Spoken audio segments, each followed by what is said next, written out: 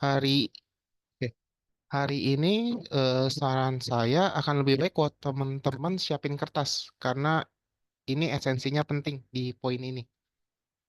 Oke, oke kita izin mulai ya teman-teman.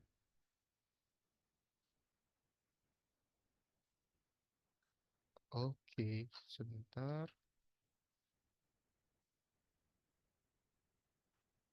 Oke,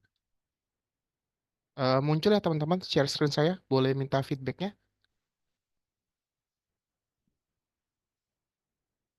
Apakah muncul? Oke, thank you Kak Yanti, Kak Tony, Kak Mei. Oke, oke hari ini kita akan poin paling penting nih, memahami meta model. Kemarin baru permukaannya doang. Hari ini kita akan lebih dalam lagi tentang meta model. Oke, tujuan yang diharapkan hari ini, peserta mampu mengharapkan dan menggunakan dan memahami meta model. Oke, kita balik ke minggu lalu ya. Tools dua, ada dua tools yang terkenal nih dalam NLP. Toolsnya ada banyak, cuman yang dua paling terkenal dua, Milton dan Meta.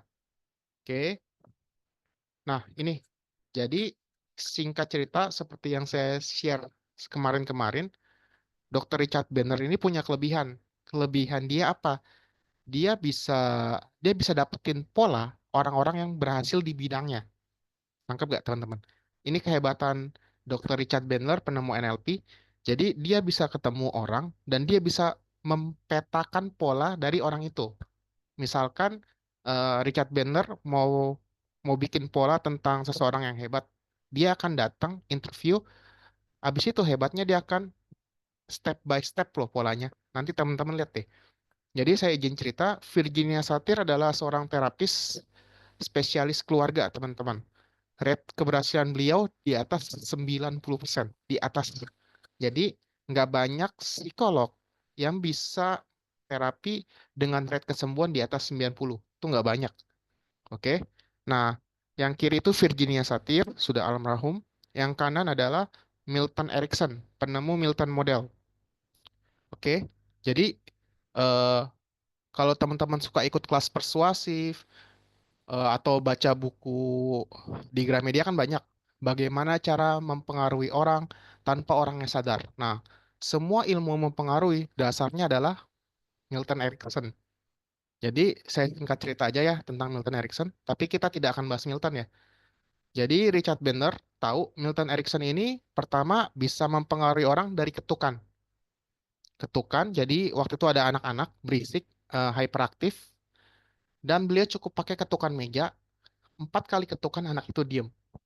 Oke, saking hebatnya Milton Erickson dalam mempengaruhi orang, waktu itu Dr. Richard Bandler datang ke Milton Erickson ditolak. Kenapa? Karena Dr. Milton Erickson ini cukup unik, teman-teman. Kenapa unik? Dia nggak akan pernah mau ngajarin orang yang nggak ada basic psikolog. Nggak akan pernah. Dr. Richard Bandler nggak ada basic psikologi. Nggak ada sama sekali. Oke? Jadi, apakah Dr. Richard Bandler nyerah? Nggak nyerah. Jadi, apa yang dilakukan? Waktu itu, nih, teman-teman boleh boleh ditiru nih upaya kerasnya. Ketika Dr. Richard Banner ditolak oleh Milton Erickson, beliau melakukan apa? Tahu gak teman-teman? Beliau melakukan riset. Semua video Milton Erickson ditonton. Saya ulangin, beliau nggak nyerah dan beliau nggak maksa. Ketika ditolak, Dr. Richard Banner nggak maksa. Kan kebanyakan dari kita ketika kita ditolak, kecenderungan kita maksa kan. Kalau nggak dapat hasil paksaan nyerah. Tapi Dr. Richard Banner nggak kayak gitu. Ketika ditolak, karena prinsip dasarnya Milton Erickson, apa yang Dr. Richard Bandler lakukan? Dia kumpulkan semua video Milton Erickson, dan dari video itu dia petakan apa yang bisa dia petakan di ya, skillnya Milton Erickson. Nah, ketika dia petakan, dia serahkan polanya ke Milton Erickson.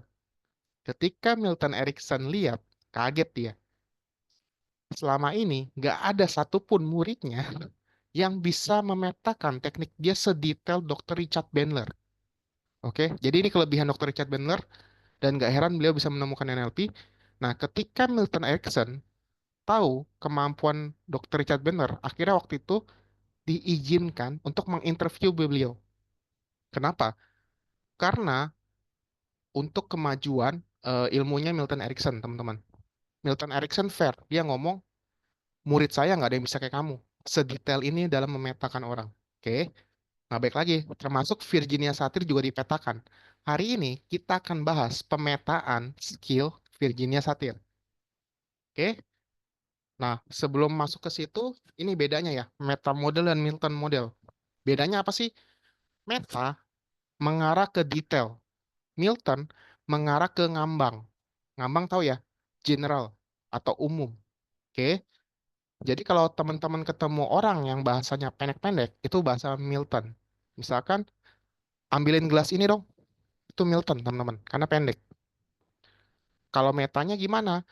Tolong ambilin gelas ini dan diisi air setengah supaya saya mau minum.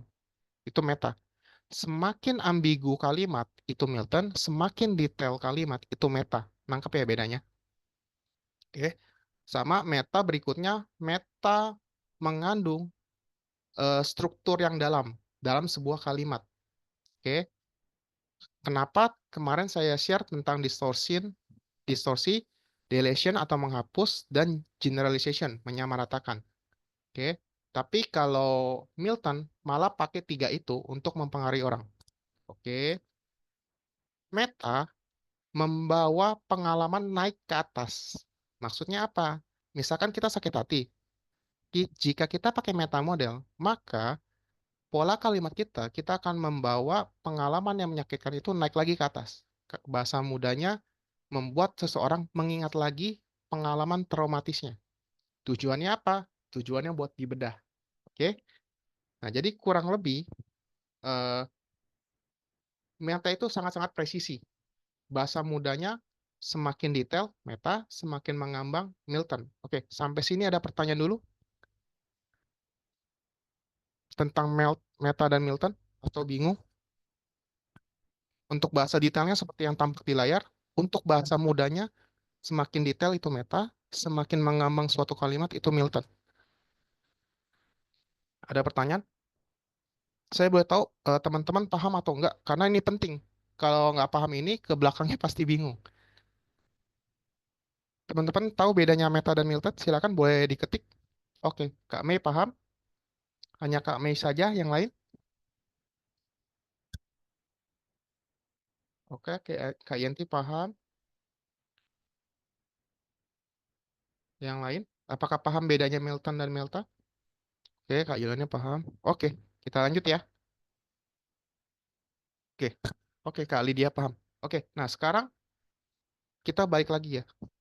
Kak Shirley, apakah keduanya kita pakai? Kak Shirley, meta dipakai untuk memperbaiki diri. Oke, masih ingat kan ya? Kita semua adalah makhluk konsep. Kita semua makhluk asumsi. Nggak ada manusia yang nggak pakai asumsi. Itu nggak pernah ada. Oke, kalau dia udah bukan makhluk asumsi, dia nggak akan bisa marah dan dia tidak akan menunjukkan egonya sebagai orang yang hebat. Itu nggak akan pernah ada. Oke, nangkap ya. Meta untuk memperbaiki diri, Milton untuk mempengaruhi. Biasanya para sales wajib belajar Milton, Kak Shirley. Para sales, para eh, MLM, asuransi, sales, apalagi ya, agent properti, pokoknya semua bidang yang membutuhkan persuasi, ilmu persuasi, pasti pakai Milton. Bedanya adalah, kalau kita ngambil kelas yang biasa, si pengajar jarang akan ngomong ini loh Milton, jarang. Kak Yuliana why apa ya? Sorry, Kak Yuliana why maksudnya? Oke, kita lanjut dulu ya. Teman-teman masih ingat dilation, distortion, generalization? Ini penting karena kita makhluk konsep atau makhluk asumsi. Semua asumsi kita pasti mengandung tiga ini. Saya ulangin, karena kita makhluk konsep dan makhluk asumsi, semua asumsi kita pasti mengandung tiga ini. Deletion alias datanya tidak lengkap, distortion atau terdistorsi atau tidak presisi, berikutnya generalization alias menyamaratakan. Paham ya? Jadi kita semua pasti asumsinya punya tiga ini. Oke? Saya boleh tanya, ada yang masih bingung nggak deletion, distortion, dan generalization? Kenapa sales harus belajar Milton? Karena supaya dia bisa jualan, Kak Yuliana. Semua ilmu mempersuasi, semua ilmu dagang, semua ilmu jualan itu Milton. Kalau kita jualan pakai meta, nggak laku.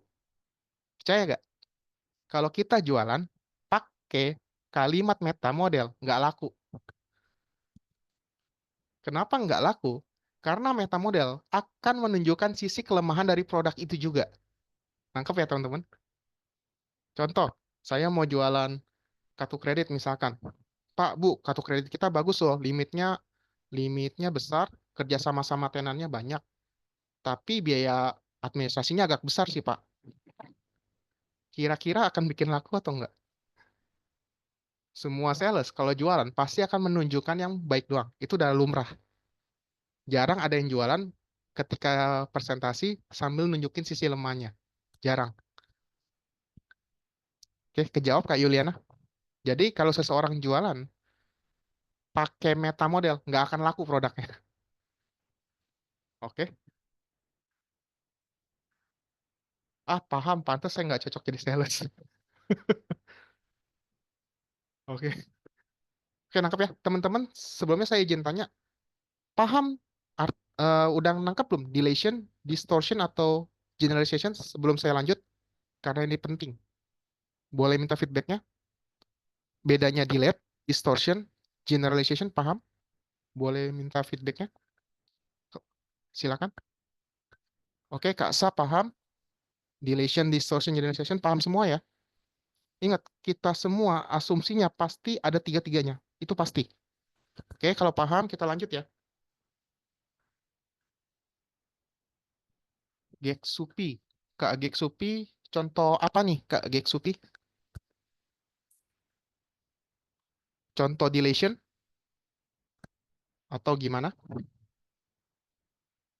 Contoh deletion gampang kok. Kalau kita misalkan dapat pesan dari orang, saya izin pakai contoh Kotoni ya, karena yang saya pernah ketemu Kotoni dan beliau nggak baper, jadi saya berani. Contoh deletion, misalkan tiba-tiba saya dengar seseorang bilang ke saya, Dre, Kotoni ngomongin lu. Respon saya langsung misalkan nggak terima atau marah. Tapi kita nggak tahu Kotoni ngomongin saya apa. Nah itu delete, artinya ada yang kehapus. Nangkep nggak teman-teman? Contoh, contohnya tapi paling mudah tuh. Saya dengar dari orang lain, dia ngomong, Dre, kok Tony ngomongin lu. Seketika hati saya langsung panas. Tapi saya nggak tahu kok Tony ngomongin saya apa. Itu namanya deletion. Ada informasi yang tidak sampai ke saya dan saya langsung bereaksi. Namanya delete, terhapus. Nangkep Kak Geksupi tentang deletion?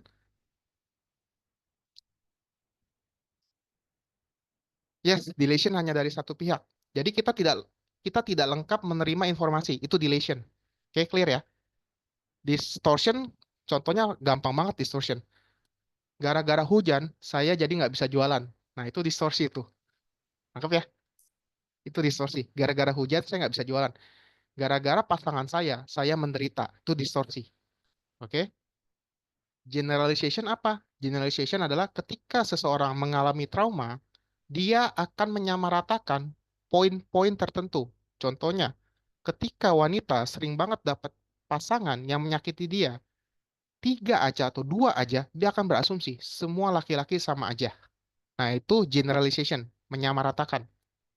Atau dia terjun ke bidang sales, dia coba ditolak 5 kali, langsung beranggapan semua orang pasti nolak saya, atau saya nggak cocok jadi sales. Nah, nangkap ya? Tiga itu bedanya nangkep ya? Karena semua penderitaan kita asal dari tiga ini. Saya ulangin, semua penderitaan kita, hati kita tidak enak, mood kita bad mood, itu tiga ini penyebabnya. Oke, clear? Lanjut ya. Nah, ini nih, ini kita akan bahas agak panjang nih. Oke, ini blueprint atau konsep yang dipetakan Richard Bandler dari Virginia Satir. Sadis gak teman-teman? Dari seseorang, cuman di interview langsung dapat polanya. Nggak banyak orang bisa seperti ini. Oke? Bagi saya ini sadis. Jadi, Dr. Richard Bandler memetakan kemampuan Virginia Satir dari interviewnya dan jadilah seperti bagan yang muncul di layar teman-teman. Oke, saya bahas satu-satu ya. Oke, jadi ada tiga kan masih ingat? Dilation, generalization, distortion. Dilation ada empat. Dari dilation dibagi empat lagi. Tentang dilation atau penghapusan sama comparative dilation, perbandingan, unspecified verb maksudnya apa? Kata kerja yang tidak spesifik, berikutnya unspecified noun, kata benda yang tidak spesifik.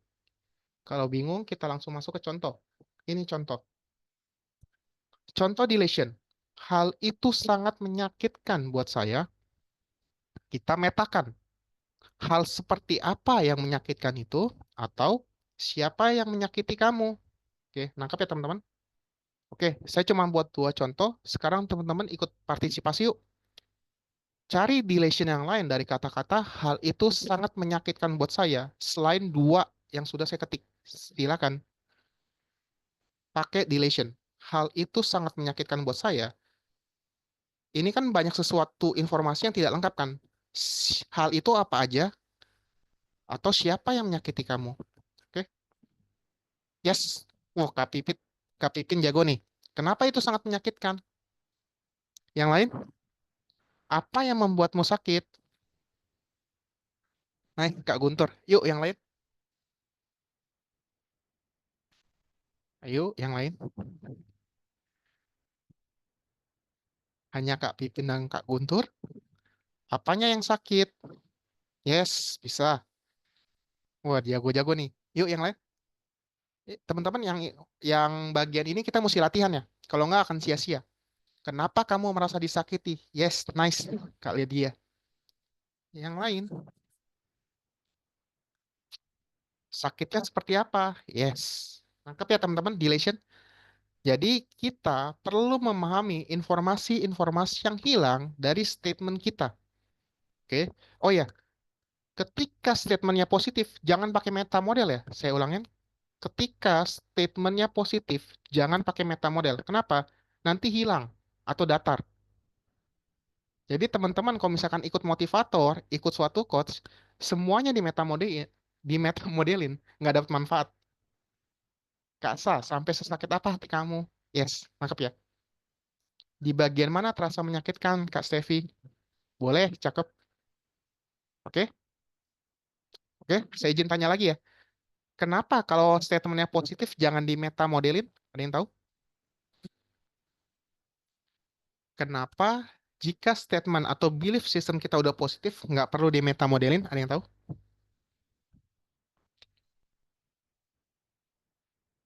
Silakan.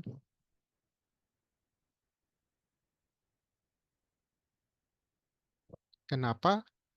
Karena masalah sudah selesai. Boleh. Ada lagi?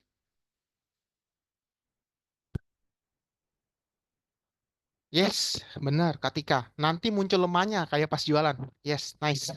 Hal positif nggak perlu di meta modelin. Tangkep ya? Nanti muncul lemahnya. Akhirnya belief system kita malah ragu. Oke, kita lanjut ya. Delation tadi ada empat bagian. Yang pertama delation, yang berikutnya comparative delation. Comparative delation. Contohnya gimana? Komparatif dari bahasa Inggrisnya adalah membandingkan. Adanya suatu perbandingan. Contoh, saya orang yang paling malang. Dimetakan. Paling malang dibandingkan dengan siapa? Nangkap ya? Ada yang lain selain ini? Silakan. Saya orang yang paling malang di dunia. Saya sial terus. Pakai comparative delation dimetakan, silakan. Nggak boleh pakai dibandingkan dengan paling malang dibandingkan dengan siapa ya? Ada yang lain, silakan. Saya orang yang paling malang di dunia. Saya orang yang paling sial di dunia. Sama aja. Silakan pakai comparative delation. Karena pakai komparatif artinya meta kita juga mesti ada perbandingan. Ah ya, cakep kali dia paham nih. Siapa yang lebih malang? Iya atau kamu? Kak Yuliana, itu delation Kak Yuliana. Kenapa merasa paling malang? Itu delation. Kata siapa ya kamu yang paling malang? Itu bisa. Ada yang lebih malang kok. Yes, Kak Feni, itu bisa. Lengkap ya, teman-teman? Berikutnya, unspecified verb. Kata kerja yang tidak spesifik. Jadi, ketika ada suatu statement, kita tanyakan kata kerjanya. Saya ulangin.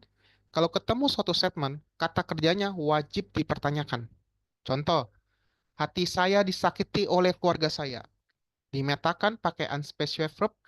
Bagaimana tepatnya hati kamu sampai disakiti oleh keluargamu?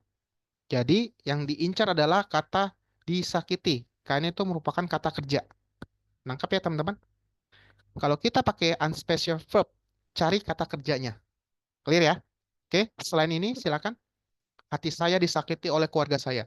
Berarti spesifik metanya wajib mengincar hanya kata disakiti doang. Silakan dimetakan.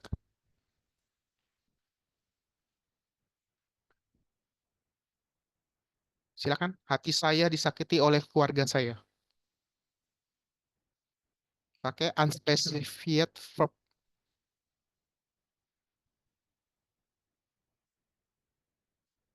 Ayo, silakan.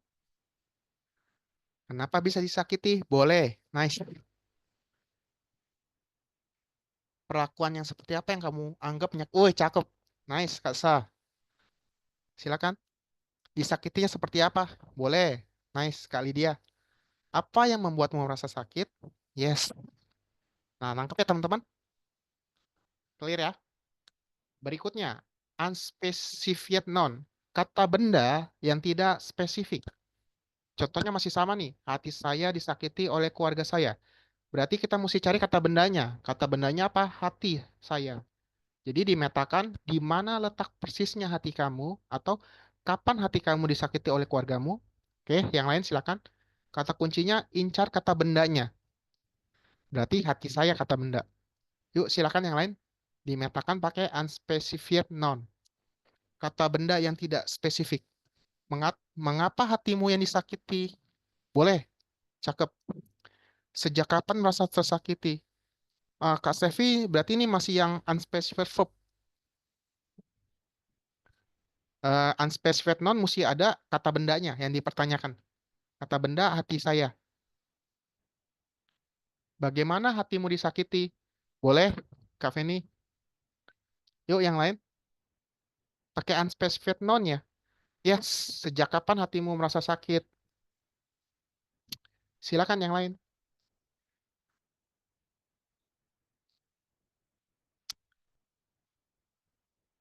Semua semua Kak Mariana semuanya dimetakan jadi pertanyaannya. Iya, bisa jadi pernyataan, bisa jadi pertanyaan, bisa jadi pernyataan Kak Mariana, tergantung kondisi.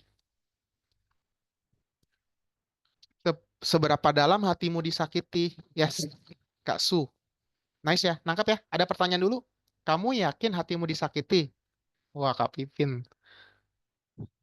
Kak Pipin nih saya penasaran nih. Pernah ada background bahasa? Oke, kita sebelum kita lanjut ada pertanyaan nggak dari delation ini? Oh, tidak pernah. Oke, bahasanya spesial soalnya. Oke, sebelum kita lanjut, ada pertanyaan. Delation dibagi empat. Teknik meta model delation dibagi empat. Delation, komparatif, perbandingan, unspecified verb, dan noun. Ada pertanyaan atau clear?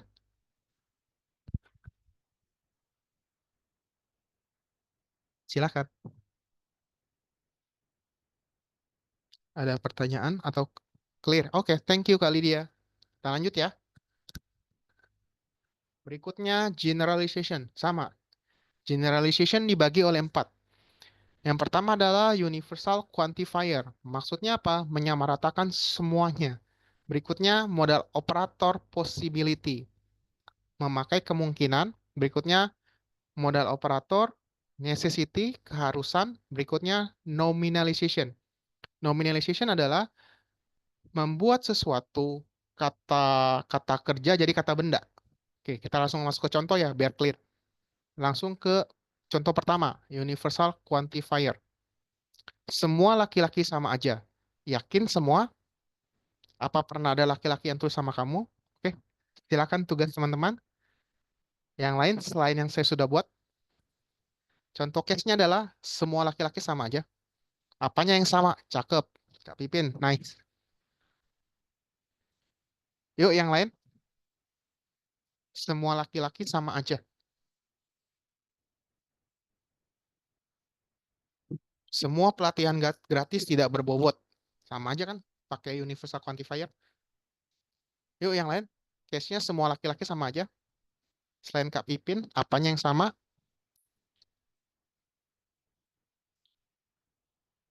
Silakan. Bapak kamu laki. Ya benar.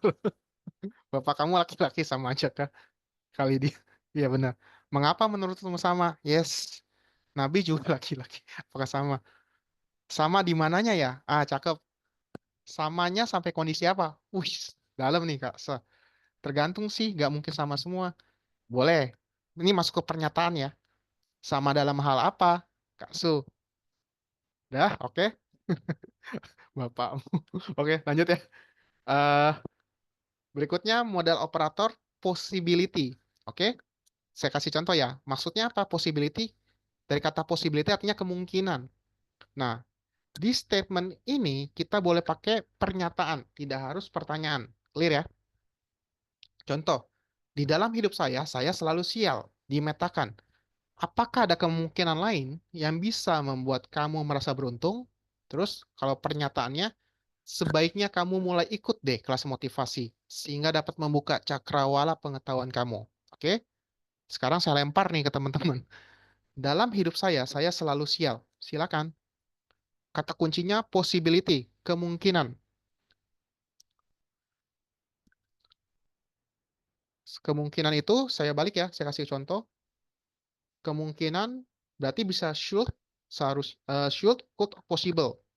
Sebaiknya, kemungkinan, kata kuncinya itu ya, should, could, possible kalau dalam bahasa Inggris. Silakan. Dalam hidup saya selalu sial. Boleh ceramahin, boleh bertanya. Tapi mesti ada kata-kata mungkin atau seharusnya atau sebaiknya. Bukan, sebaiknya atau mungkin. Karena seharusnya itu necessity. Silakan.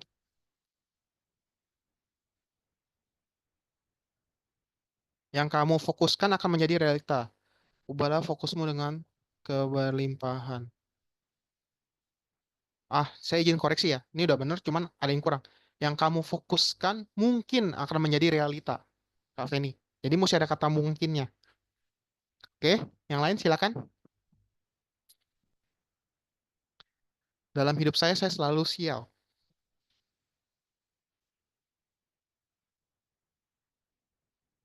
Siap, sama-sama Kak Feni. Dalam hidup saya selalu sial. Silakan pakai modal operator possibility atau kemungkinan. Boleh pertanyaan, boleh pernyataan atau nasihat. Sebaiknya kamu mengambil hikmah. Yes, boleh Kak Sa. Yang lain? Mungkin waktunya belum pas. Nanti akan datang kesempatan untukmu. Cakep, Kak Mei. Silakan yang lain. Mungkin kamu harus sering ikut LOA. Iya, bisa. Anda cukup optimis untuk mengakui selalu sial. Anda cukup optimis. Ini ambigu nih. Oke. Kak Pipin boleh kata mungkin atau sebaiknya kira-kira ditaruh ditaruh di mana? Mungkin mungkin kamu harus bersyukur sehingga cakep Kak Gek Supi. Ini nice nih. Mungkin kamu perlu introspeksi diri. Yes. Tidak mungkin hidupmu selalu sial. Masa seumur hidup kamu tidak pernah beruntung? Yes, boleh.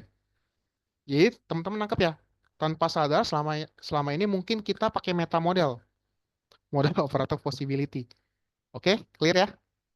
Berikutnya modal operator necessity, keharusan. Mesti ada kata harus. Orang orang lain tidak peduli sama saya. Kamu harus peduli dulu ke orang lain sehingga orang lain akan peduli ke kamu. Yuk, yang lain saya lempar. Orang lain tidak peduli sama saya. Pakai modal operator necessity. Kata kuncinya harus ada kata harus. Silakan. Orang lain tidak peduli sama saya.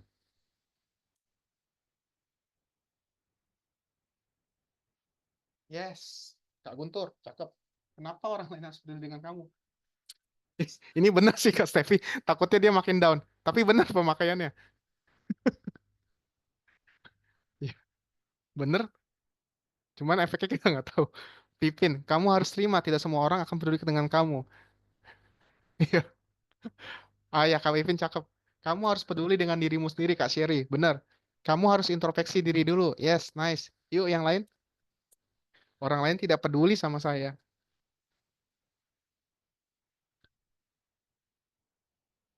Silakan yang lain.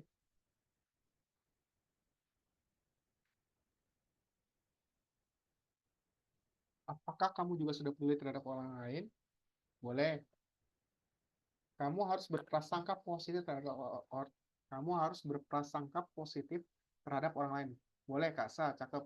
Kamu yang bisa menghargai. Oh, kaget mesti pakai kata harus. Kamu harus terlebih dahulu peduli pada orang lain dan hukum tak bertuan akan bekerja. Boleh, Kak Feni. Oke, nangkep ya. Berikutnya, ini yang agak menantang. Nominalization. Nominalization adalah biasanya kata kerjanya tanpa sadar berubah jadi kata kerjanya berubah jadi kata benda. Oke. Tugas kita adalah membalikin kondisi yang tadinya udah jadi kata benda, kita ubah jadi kata kerja lagi. Contoh, rezeki saya seret terus. Oke. Rezeki kata benda. Kata kerjanya apa? Mencari uang atau apa ya? Banting tulang. Contoh, lengkap ya teman-teman. Rezeki jadi kata banting tulang atau kata bekerja langsung terubah menjadi kata benda berupa rezeki. Nangkep gak teman-teman? Jadi nominalization itu adalah memprediksi kata benda yang sudah berubah yang awalnya jadi dari kata kerja. Oke, contoh, rezeki saya seret terus. Artinya kita mesti mempertanyakan rezekinya. Karena rezeki merupakan kata benda. Tugas kita, pertanyaannya adalah mempertanyakan kata benda itu sehingga kata benda itu berubah menjadi kata kerja. Contoh, rezeki saya seret terus dimetakan apa yang sudah kamu lakukan atau kerjakan sampai saat ini. Nangkap ya teman-teman? Jadi rezekinya dilempar pertanyaan sehingga rezeki itu berubah jadi kata kerja. Itu tugas kita. Pakai teknik nominalization. Nangkap ya teman-teman? Oke, saya lempar ke teman-teman. Rezeki saya seret terus.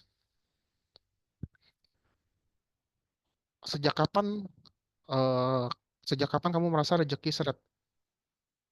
Sejak kapan kamu? Oh, belum. Belum pas Kak Pipin. Jadi rezekinya mesti diubah ke kata kerja. Ah, ini bisa nih. Apakah kamu sudah lakukan bersedekah selain bekerja?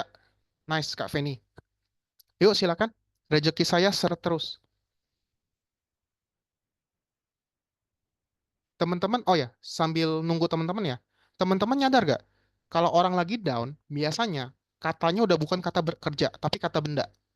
Nyadar gak? Ada yang nyadar gak? Semua keluhan orang lagi down, itu kata benda. Ada yang nyadar? Sehingga ketika statement kita kata benda, kita menjadi tidak berdaya. Apa yang harus dilakukan agar rezeki tidak menyeret? Boleh, jadi kata kerja tuh. Sudahkah kamu bekerja keras dan disiplin? Boleh, cakep. Oke, teman-teman ada yang nyadar gak? Semua orang down, statementnya, keluhannya, kata benda. Sehingga dia jadi malas ngapa-ngapain. Betapa dahsyatnya kalimat. Dari kata benda ke kata kerja aja, efeknya luar biasa. Ada yang nyadar gak ini? Ada yang nyadar gak sebelum ikut ikut sesi ini? Semua orang down. Itu kata benda loh. Nggak ada kata kerjanya. Ya itu, hidup saya sial terus.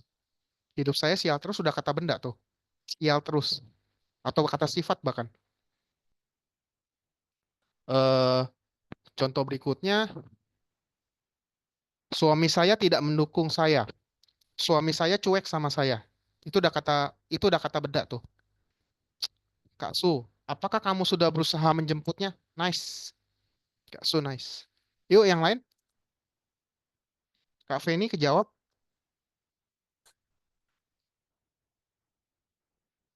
Yuk yang lain. Rezeki saya terus pakai nominalization. Ah, cakep. Kak Shirley, kenapa pikiranmu seburuk itu? Itu membuatmu susah. Cakep. Clear ya? Oke. Dari generalization. Oke, sama-sama Kak Feni. Dari generalization, yang empat ini ada pertanyaan, universal quantifier, modal possibility, necessity. Sudahkah kamu, yes, Kak Sa, cakep. Sudahkah kamu membangun network dengan baik? Cakep. Udah mulai paham nih kayaknya. Ada yang bingung? Silakan.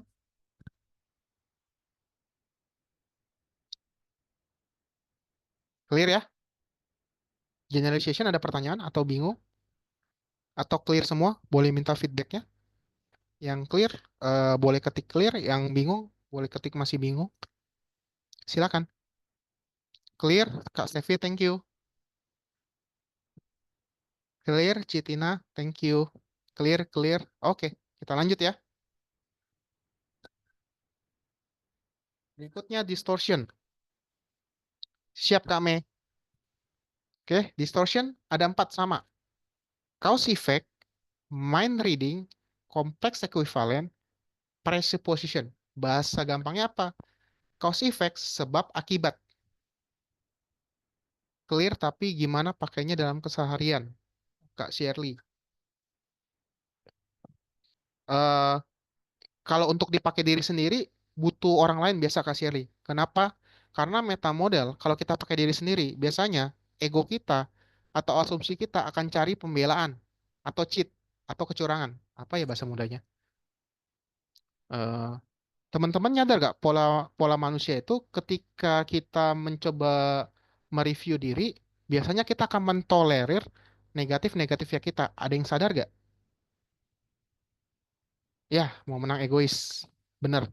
Jadi, Kak Shirley akan lebih baik ada orang lain yang coba bantu kita pakein meta model ke diri kita. Yes, benar. Tidak mau menyalahkan diri sendiri. Itu kecenderungan kita sebagai manusia. Nah, makanya kenapa kalau meta model cuman bisa dipakai jika ada orang lain yang mau bantu. Oke, nangkep ya? Tapi kalau mau coba diri sendiri, di saran saya siapin kayak diary, tulis semua mental block kita ditulis. Kenapa pakai diary? Karena kalau pakai diary biasanya kita mengurangi kecenderungan bias. Ah ya, benar kali dia. Lebih tepatnya harus ada teman yang ngerti meta model. Harus ada teman yang mengerti meta model. Kak Syari gak mau ngaku salah. Yes, untuk kecenderungan kebanyakan orang seperti itu. Kalau ternyata punya self criticism yang tinggi, itu boleh. Kalau dia self criticism tinggi, boleh Kak sah. Tapi nggak boleh pakai pikiran ya. Wajib dicatat. Nggak boleh pakai di pikiran doang. Langsung, tapi wajib dicatat di diary. Oke, clear ya? Kita lanjut ya. Distortion ada empat, cause effect, sebab akibat, mind reading, baca pikiran, kompleks ekuivalen, bahasa mudanya nggak nyambung, dinyambung-nyambungin.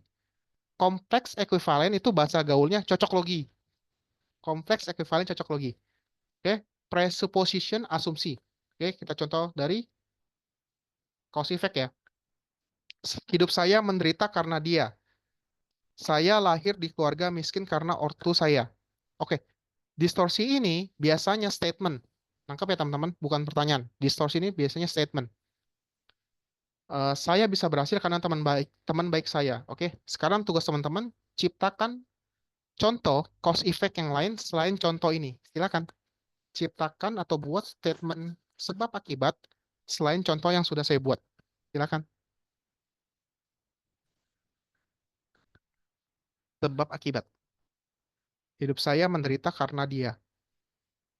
Yuk, silakan.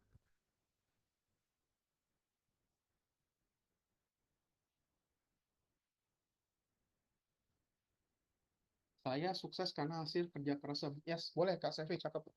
Yang lain, silakan yang lain. Seharusnya saya bisa beli kalau nggak dihalangi suami. Seharusnya saya... Yes, bisa. Kak Geksupi. Cause effect. Penyebabnya suami, efeknya nggak bisa beli. Hidup saya berubah sejak join community SKRB. Boleh Kak Feni. Yuk yang lain. Cause effect. Pakai contoh masing-masing ya.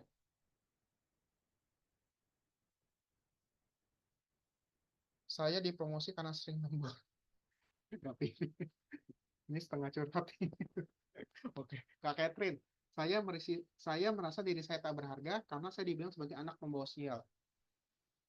Oke, cause effect. Oke, karena dibilang boleh. Yang lain silakan. Contoh cause effect silakan. Saya bisa saya bisa beberapa bahasa asing karena guru khusus saya pintar mengajar. Boleh. Saya bisa hidup lebih baik karena mengambil keputusan untuk keluar dari comfort zone. Boleh, Citina. Nangkep ya?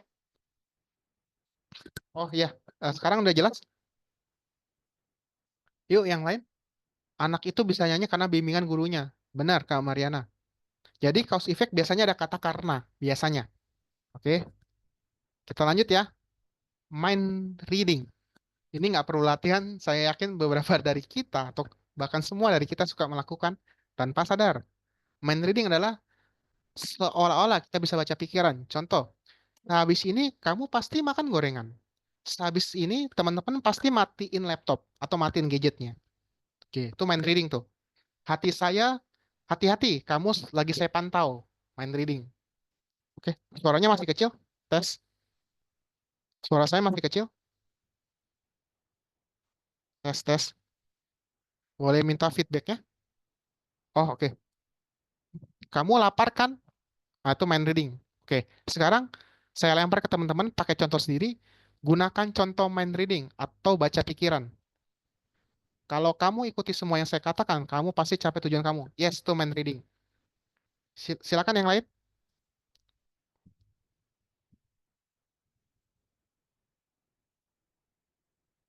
Oh, ini pertanyaan Kak Sevi. Mind reading kita sotoy. Kita seolah-olah udah tahu. Jadi kita tembak. Kamu murung pasti karena cowok itu ya. Nah, itu mind reading. Jadi kita seolah-olah bisa baca pikiran. Habis ini kamu pasti tidur. Ya, oke. Yang sering pakai mind reading, habis ini langsung jadi dukun nih. Hari ini kamu minta maaf, tapi besok kamu pasti buat kesalahan yang sama lagi. Bisa. Besok kamu pasti akan menghubungi saya. Ya, boleh. Kamu pasti lagi sedih ya? Yes. Kebanyakan makan kerupuk, kamu pasti batuk-batuk. Oke. eh oke, bisa nih. Kamu diem aja, kamu marah ya? Bisa. Kamu minum obat teratur, kamu pasti cepat sembuh. Bisa. Nangkap ya, teman-teman? Oke, sekarang saya punya pertanyaan.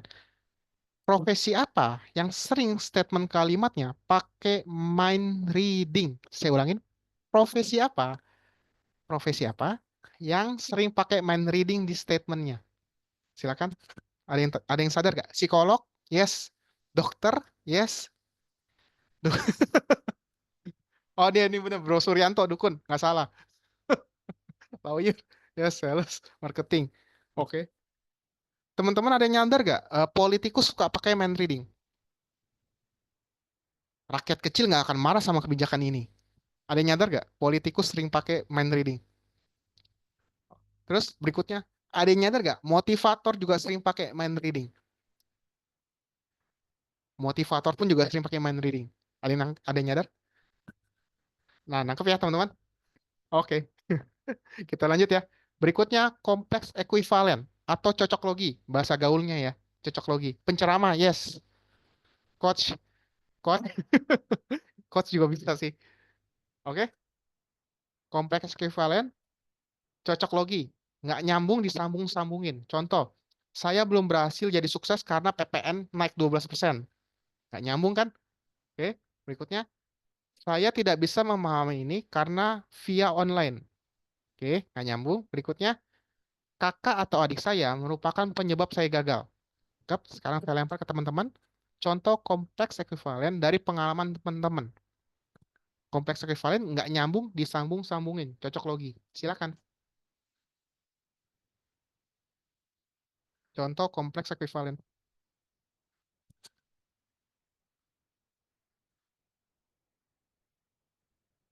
Cocok logi. Pasti banyak nih. Silakan. Hari ini hujan karena kamu belum mandi. Boleh. Cakep, Kak Vivi. Yang lain silakan.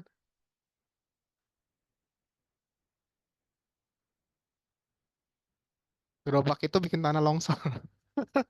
Iya, silakan yang lain. Bedanya cocok logi. Cocok logi itu pertanyaan bagus nih Kak Catherine. Kak Catherine Benedikta apa gitu. Cocok logi, sorry, cocok logi lagi. Kompleks ekuivalen adalah nggak nyambung disambung-sambungin. Cause effect sebab akibatnya masih nyambung. Lengkap ya teman-teman. Cause effect itu sebab dan akibatnya masih nyambung. Tapi kalau kompleks ekuivalen itu nggak nyambung sama sekali. Tapi pikiran bawah sadar kita nggak suka maksa itu buat nyambung. Oke, Kak Lydia, kejawab Kak Catherine. Contoh cause effect, baksonya asin karena kebanyakan garam. Itu masih cause effect, masih nyambung. Tapi kalau kompleks ekuivalen nggak nyambung. Ngapain pakai jaket kan udaranya panas? Yes, bisa Kak Lydia. Silakan yang lain, kompleks ekuivalen.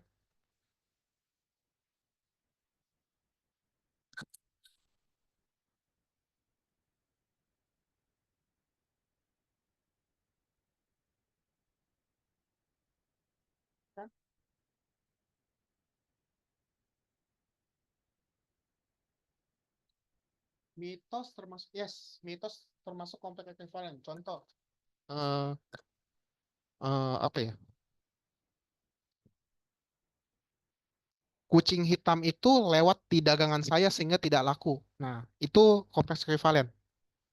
Dia tidak lulus sekolah karena ortunya kurang perhatian. Yes, kompleks ekuivalen. Gak bisa masuk kampus. Kak Stevi terlalu jauh. Jangan dulu gitu paham itu. Ya, Kak Catherine. Nangkep ya Kak Catherine? Yuk yang lain silakan. Ada lagi?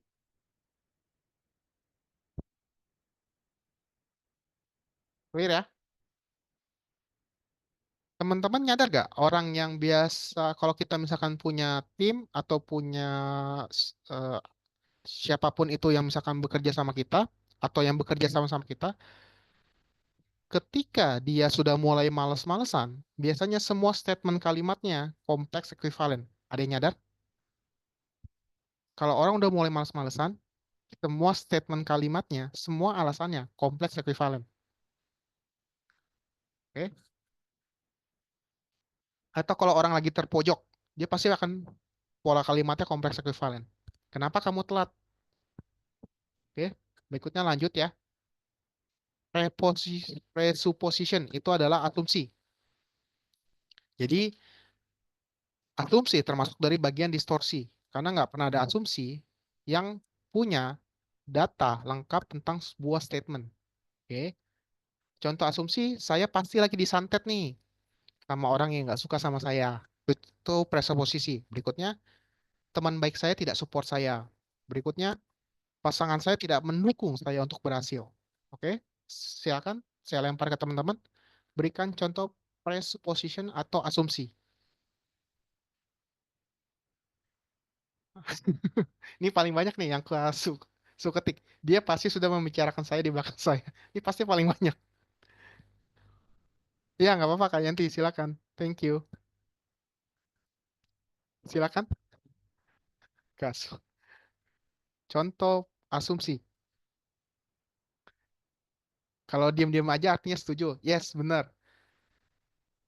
Benar Kak Citina. Dia baik banget, pasti dia maunya lah. Itu presupposition. Yang lain silakan.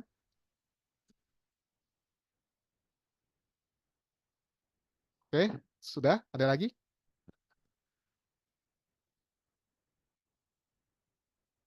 Dia pasti diem di kamar. Pasti lagi ngepet. Siapa yang jaga lilinnya tuh?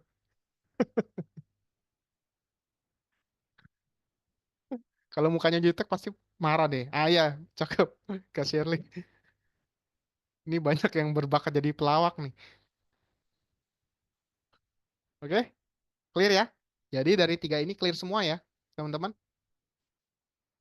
Clear ya? Sekarang saya akan kasih contoh soal. Teman-teman pakai semua teknik untuk membreakdownnya menggunakan meta model. Oke ya, latihan ya. Oke, silakan pakai jurus apapun. Saya sudah ada anak sehingga sulit untuk mengembangkan karir. Silakan di meta modelkan. Saya sudah ada anak sehingga sulit untuk mengembangkan karir. Silakan pakai jurus apapun. Kenapa anak jadi bikin sulit? Cakep, Kak Pipin. Silakan yang lain. Di meta modelin pakai jurus apapun.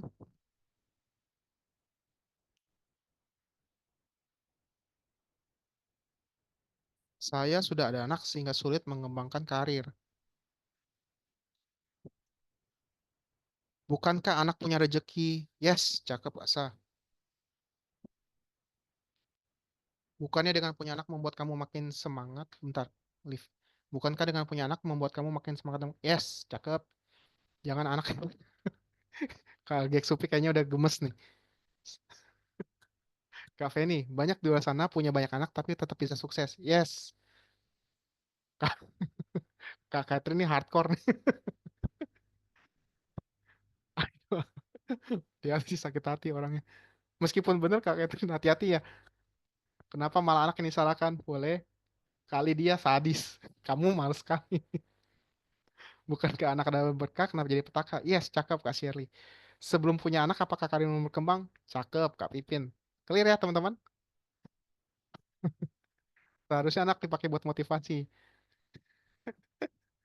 Apa yang kamu perlu lakukan untuk kembangkan karir kamu meskipun yes, cakep Kak Tina. Kamu hanya perlu belajar manajemen waktu. Cakep. Wah, ini udah pada ngerti nih. Oke, jika kamu tidak punya anak, apakah kamu pasti sukses? Cakep. Memangnya apa yang dilakukan anakku ke kamu? Boleh, Kak Tika, cakep. Kita lanjut ya, soal kedua. Seandainya saya di Jakarta, bukan di daerah, saya pasti sukses. Seandainya saya di Jakarta, bukan di daerah, saya pasti sukses. Silakan di meta modelkan. Seandainya saya di Jakarta, bukan di daerah, saya pasti sukses. Silakan di meta modelkan. Yes, cakep. Kak Pipin, maksudnya sukses gimana? Yang lain? Apa yang mendasari pemikiran kamu bahwa kalau di daerah pasti sukses? Wih, mantep, Citina. Kak Catherine, coba buka pikiran kamu masih banyak peluang tau? Boleh. Apa yang bisa menjamin kamu pasti sukses di Jakarta? Yes, nice. Gue udah pada paham nih. Memangnya kamu tinggal di hutan? Iya, sukses ada di tangan kita sendiri dimanapun kita berada. Seberapa pasti kamu sukses di Jakarta? Kalau kamu emang berbakat, dimanapun pasti sukses. Saya menjadi sesuatu. Semua di sini punya bakat jadi motivator nih kayaknya. Orang tetap bisa sukses tanpa tergantung lokasi domisili. Bagaimana dengan orang-orang sukses yang jadi pengusaha di kampung? Cakep. Oke. Habis dari sini saya yakin langsung jadi motivator. Kita lanjut ya, soal kedua. Semua orang tidak menyukai saya. Semua orang tidak menyukai saya. Silakan, di meta modelkan. Waduh, sadis. Kamu kenal semua orang. Sadis. Apakah apakah kamu waduh? Siapa saja yang tidak menyukai kamu? Nice. Oke, silakan yang lain. Itu hanya soal mindset. Fix nih, banyak yang jadi motivator. Sudah tanya ke semua orang, cakep. Ketika dalam. Apakah kamu sudah menghargai dirimu? Boleh. Kenapa kamu merasa tidak disukai? Cakep nih kali dia. Kak Citina, dari mana kamu tahu bahwa orang tidak menyukai kamu? Yes. Ya, kaget. Yakin. Asumsi. Sadis. Meskipun benar sadis. Apakah kamu bisa membaca pikiran orang lain? Yes. Oke.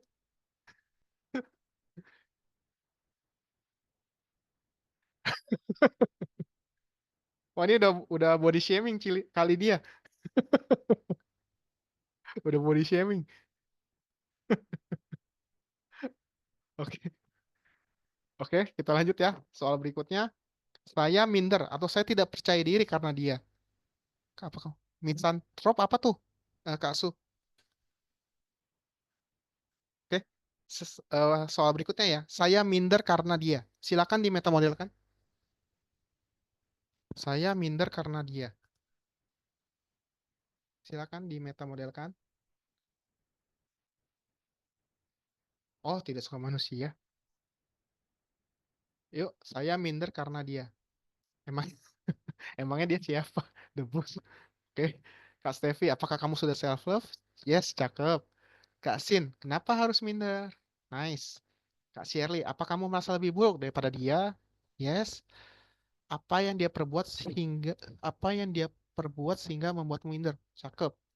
Itu mah perasaan kamu saja. Yes. Apa kamu bukan manusia? Ini ini Kak Suryanto sih dendam. Bayangkan kalau dia gak ada di depan kamu. Apakah kamu masih minder? Yes. Kalau minder emangnya kenapa? Yes. Oh, sebelum lanjut, saya izin tanya teman-teman. Menurut teman-teman, saya ulangin. Menurut teman-teman, lebih efektif pakai pertanyaan atau pernyataan? Oke, kita kan udah latihan nih. Menurut teman-teman, seseorang akan lebih masuk pakai pertanyaan atau pernyataan? Pertanyaan, pertanyaan. Yang lain silakan. Tanya, tanya, tanya, tanya. Yes.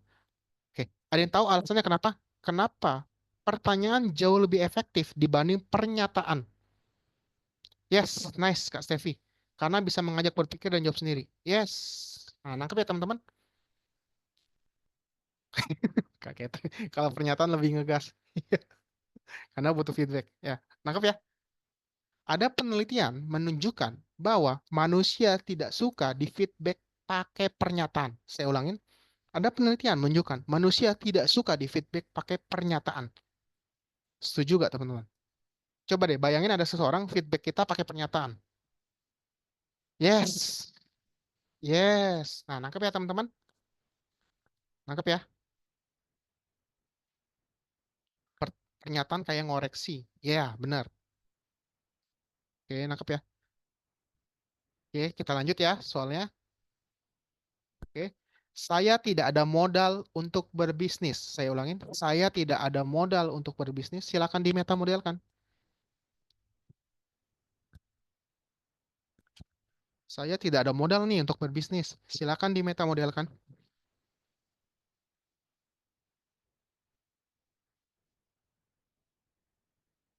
Bagaimana cara kamu? Yes, boleh. Nice, Kak Stevi. Yang lain? Saya tidak ada modal nih untuk berbisnis. Modal apa yang dimaksud? Yes. Mulailah dari apa yang kamu bisa dan kamu miliki. Yes. Wah, kali dia. Memangnya perlu modal berapa? Ini mau disupport modal ya kali dia. Kunci sukses apa cuma faktor ada modal? Yes. Teman-teman, kalau mau butuh modal tuh, boleh kontak kali dia. Kamu masih punya badan yang sehat untuk modal berbisnis, boleh. Kenapa harus modal? Gali modal. Dalam. Modal kan bisa macam-macam bentuknya. Nice. Oke. Tidakkah kamu bikin network ada modal kamu? Nice, Kak Sa. Yang lain, modali mod, modal harta, Kak Catherine. Oke, oke, lanjut ya. Ini terakhir nih, teman-teman. Oke. Suami atau istri saya atau pasangan saya terlalu membatasi saya. Silakan di meta model itu. Suami atau istri atau pasangan saya terlalu membatasi saya. Silakan di meta model. Jangan dinasehatin cari pasangan lain ya. Silakan. Suami, istri atau pasangan saya terlalu membatasi saya. Kasih, jangan rasa gitu dong. Siapa siapa dia berani batasin kamu?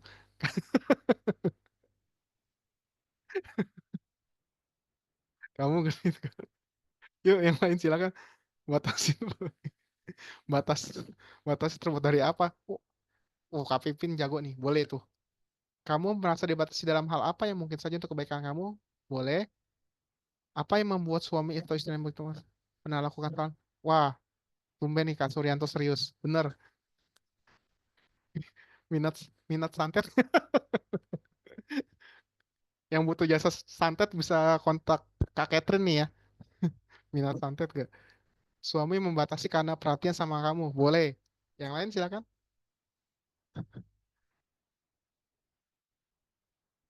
Yang lain. Kamu boleh batasi saya, asal saya juga dendaman nih. Oke, oke, clear ya, udah paham semua ya. Ada pertanyaan? Silakan, ada pertanyaan. Karena selesai materinya. Kalau nggak ada, saya izin balikin ke Kotoni. Silakan kok. Thank you ya teman-teman.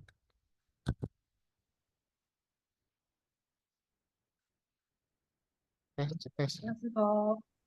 Thank you. Thank you kok, seru Thank you, Thank you, Kok. banget hari ini. Terima Thank kasih. you. Thank you, Terima kasih. Put.